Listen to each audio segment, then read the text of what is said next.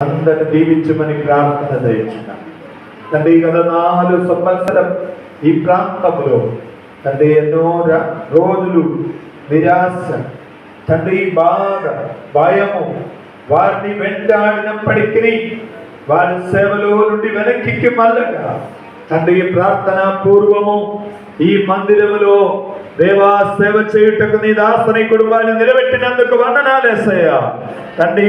విశేషముగా వివిధ ప్రాంతములో సేవా పరిచర్య చేయుచున్న దైవ సేవకులు అలాగే దైవ సేవకురాలైన మేమందరము ఏక మనస్సుతో ఈ మందిరములోనికి వచ్చిన దేవుని బిడ్డలందరినీ తండ్రి యొక్కయు కుమారుని యొక్కయు పరిశుద్ధాత్మ నామములో వారందరినీ దీవించుచున్నవేసయ్యా. నీ దీవెనలు వారి మీద మిట్టుగా ఉండునుగాక తండ్రి. ఈ సేవ విస్తరించునుగాక, పరిచర్య విస్తరించునుగాక, నూతన ఆత్మలు మందిరములోనికి వచ్చునుగాక, మందిరములో జరగవలసిన పనులన్నీ క్రమముగా మర్యాదగా జరుగునుగాక. యేసయ్య వ్యక్తికి ప్రార్థన మందిరమని అనబడుదురుగాక.